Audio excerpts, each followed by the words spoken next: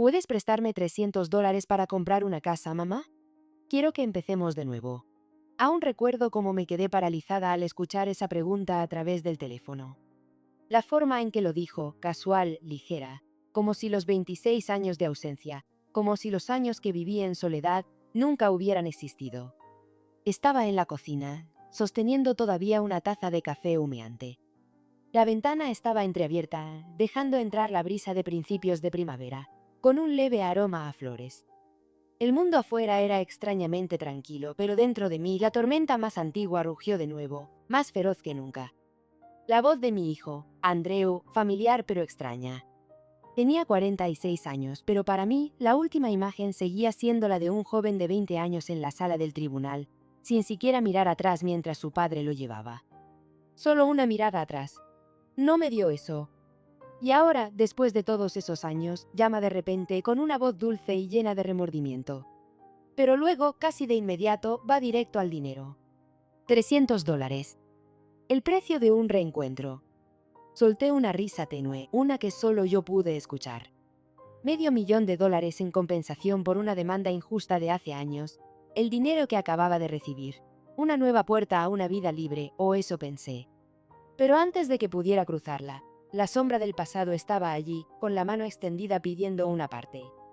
Dejé la taza de café en la mesa. Mis palmas estaban húmedas de sudor. No porque me doliera el dinero, no era por el dinero, sino porque mi corazón, el que se desgarró el día que perdí a mi hijo, tenía que enfrentar el dolor que me tomó casi 3 décadas coser de nuevo. Pregunté, mi voz tan tranquila que hasta me sorprendió. ¿Quieres que te preste 300,000 solo para empezar de nuevo? Andreu guardó silencio unos segundos. Luego se apresuró a explicar que era una nueva oportunidad para ambos, que quería que estuviera en su vida, que una casa nueva sería la base para una familia reunida. Pero cuanto más escuchaba, más claro lo veía. Ni una disculpa por 26 años de silencio. Ni una pregunta sobre cómo había vivido, que había soportado. Solo promesas, visiones deslumbrantes, se abría mi billetera. Y en ese momento comprendí una verdad amarga. No había vuelto por amor. Había vuelto por el saldo de mi cuenta bancaria. Una vez más no era una madre, solo una puerta conveniente a la que golpear cuando se necesitaba algo. Cerré los ojos brevemente, dejando que el viejo dolor surgiera, silencioso, y luego se desvaneciera como una ola cansada. Cuando los abrí, supe que ya no era la madre indulgente de hace 26 años. Nunca más. Una vez pensé que el mayor dolor en la vida de una mujer era un esposo infiel. Pero no. El mayor dolor es perder a un hijo, y aún así tener que seguir viviendo, día tras día. En aquel entonces, Richard y yo llevábamos juntos más de una década. No era rica ni poderosa, solo una ama de casa común, ahorrando cada centavo para la familia, criando a Andreu con todo el amor que tenía. Y él, el hombre que me tomó de la mano y juró bajo la bóveda de la iglesia, eligió traicionarme cuando estaba en mi momento más débil. Richard tenía otra mujer, más joven, más hermosa y más rica, de una familia con influencias que yo nunca podría alcanzar. El divorcio fue rápido, frío, como una transacción comercial. Entré en la sala del tribunal con las manos vacías y el corazón sangrando, mientras él contrató un equipo de abogados caros, sonriendo con desprecio cuando no pude pagar una representación decente. No tenía dinero para pelear. No tenía bienes para aprovechar una oportunidad. Y así perdí la custodia, no porque fuera mala, sino porque era pobre. Recuerdo el momento en que Andreu, el bebé que sostuve desde que nació, fue sacado de la sala. Grité su nombre. Esperé una mirada, un paso vacilante. Pero no miró atrás. Me convertí en piedra en el frío absoluto de esa tarde. Dicen que el tiempo cura todas las heridas. Pero las heridas causadas por la familia no sanan. Solo se pudren silenciosamente en tu corazón, poco a poco. Viví en silencio los siguientes 26 años, como una sombra en mi propia vida. Sin bodas, sin vacaciones, sin reuniones familiares en días festivos. Solo primaveras silenciosas pasando por mi ventana, inviernos interminables con una mesa de comedor vacía. Tomé todos los trabajos que pude, ayudante de cocina, limpiadora, vendedora, incluso turnos nocturnos agotadores para pagar el alquiler, la luz, el agua. Nadie sabía que cada noche antes de dormir, aún susurraba buenas noches a mi hijo, aunque ya no sabía dónde estaba, qué hacía o si siquiera me recordaba. Las cartas que envié llenas de preguntas torpes, pequeñas historias que recolectaba todo el día solo para escribirle, desaparecieron en el vacío sin respuesta. Más tarde supe que Richard las había ocultado. Nunca se las dio a Andrew. A los 60, tras décadas de litigio silencioso y paciente, el tribunal finalmente reconoció la injusticia de aquel juicio. Me otorgaron $500, un intento de remendar pérdidas que ningún dinero podía realmente compensar. Sosteniendo ese cheque me quebré. No por el dinero, sino porque pensé que al fin podía empezar de nuevo. Nadie podía quitarme nada más. Nadie podía obligarme a suplicar o sufrir en silencio. Planeé mi nueva vida. Un viaje a través del país, las clases de arte con las que siempre soñé, mañanas tranquilas en una playa con solo yo, el viento y las olas. Pensé, finalmente los años de humillación quedaron atrás. De ahora en adelante, solo luz y libertad. Pero la vida nunca me deja en paz tan fácilmente. Solo semanas después de que se anunciara la compensación, mi teléfono, usado durante años solo para llamar a fontaneros o hacer citas con el médico, sonó. Y al otro lado estaba una voz extraña pero dolorosamente familiar. Andrew. No un saludo, no un mamá, sino una solicitud. $300. Para una casa, para un nuevo comienzo. Un precio por un vínculo que nunca debería haberse medido en ninguna moneda. Nos encontramos en una pequeña cafetería en el pueblo, un lugar donde mujeres de mi edad, mayores de 60, solían sentarse a charlar sobre cosas triviales. Un lugar tranquilo. Al menos hasta ese día. Andrew entró con las manos en los bolsillos, la camisa desabotonada en la parte superior, como si fingiera que era solo una reunión casual. Cuando nuestros ojos se encontraron, lo vi al instante. Estaba inquieto, vacilante, pero no arrepentido. Tal vez pensó que un saludo, una pregunta superficial, y luego la propuesta harían que todo volviera a ser como antes de los 26 años de separación. Se sentó, puso su teléfono en la mesa, dio una sonrisa torpe y comenzó a hablar sobre una nueva oportunidad para ambos. Como es hora de reconstruir nuestra familia. Como quiero que estés cerca de mí y de los nietos. Como estarás feliz al verme establecido, estarás orgullosa. Sonaba hermoso. Pero durante toda la conversación, ni una palabra sobre los 26 años de ausencia. Ni una pregunta. ¿Cómo has estado? Ni un solo. Lo siento por lo que pasaste. Solo palabras astutas, endulzadas, conduciendo. Hacia la casa soñada. Y un pequeño préstamo, $300,000, para ayudar a nuestra familia a empezar de nuevo. Me quedé allí, en silencio.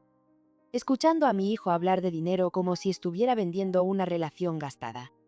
Miré su rostro, el rostro que una vez sostuve cerca, susurrando nanas, y no sentí nada más que vacío. En ese momento, los viejos recuerdos inundaron mi mente. Recordé las nochebuenas que pasé sola bajo un árbol sin decorar, esperando una llamada que nunca llegó. Cumpleaños en los que apagué velas yo misma, me compré flores. Noches largas y heladas cuando mi corazón se apretaba por extrañar a mi hijo, aferrándome a su viejo suéter. Había vivido esos días. Sola, sin Andrew, sin una palabra de cariño. Sin tarjeta, sin llamada, sin señal de que aún existía en su mente.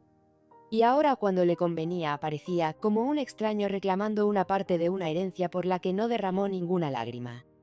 Respiré hondo, sintiendo que la habitación se comprimía a mi alrededor. Mirando directamente a los ojos de Andrew, mi voz era calma, pero cada palabra era un clavo bien puesto. No me perdiste, Andrew. Solo no me necesitaste. Y ahora, yo tampoco te necesito.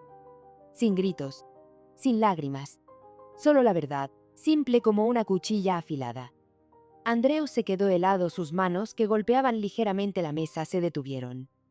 Vi en sus ojos, por primera vez, un pánico genuino.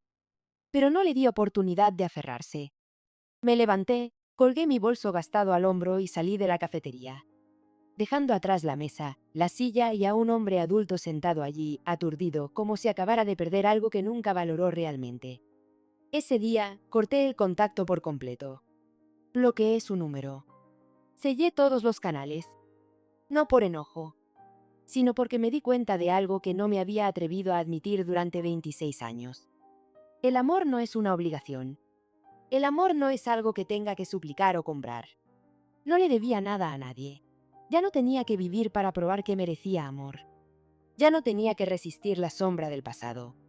Por primera vez viví para mí, sin disculpas, sin remordimientos, sin mirar atrás. No esperaba nada después de esa reunión. Al alejarme de la cafetería me dije, eso es todo.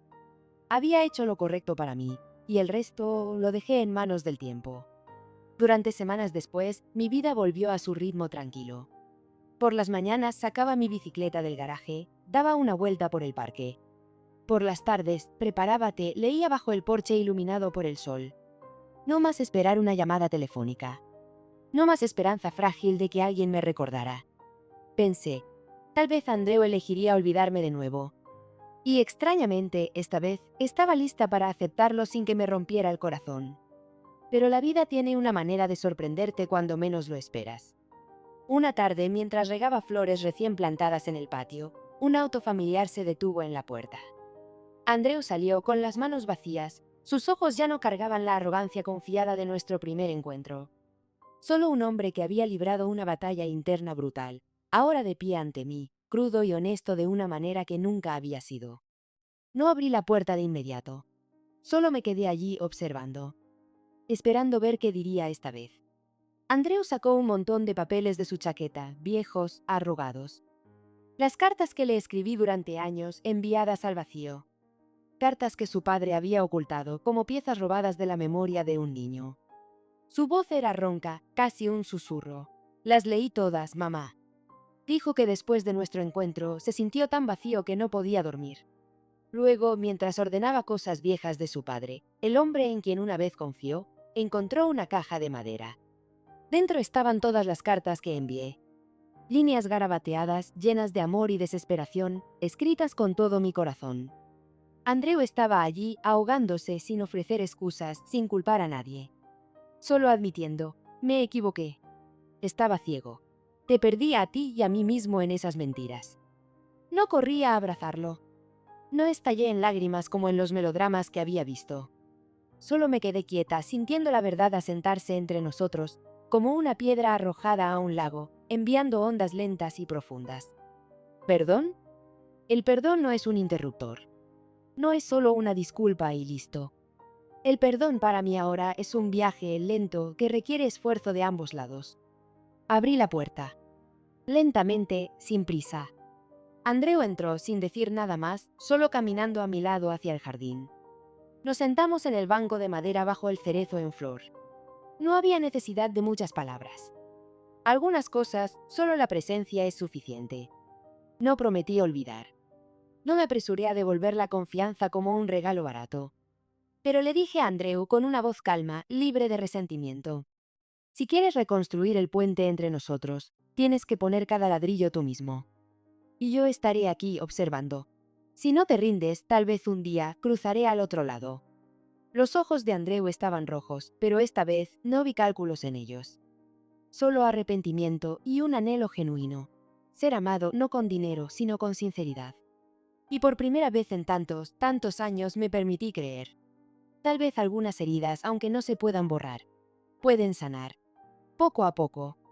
Mi vida, después de todo, no se convirtió en una balada dulce como en los libros. Pero se volvió una melodía suave, simple, verdadera, sin notas falsas. No cambié los planes de mi vida solo porque Andreu regresó. Aún reservé el viaje a través del país con el que había soñado durante tanto tiempo. Visité pequeños pueblos costeros, aldeas pintorescas en los Apalaches. Me senté durante horas junto a lagos, pintando bocetos torpes pero llenos de libertad, recuperando la libertad que cambié por mi juventud. El dinero de la compensación, que una vez pensé usar para comprar una oportunidad de amor, ahora lo usé para invertir en mí misma. En pequeñas alegrías que nunca me había permitido antes. Una clase de arte comunitaria.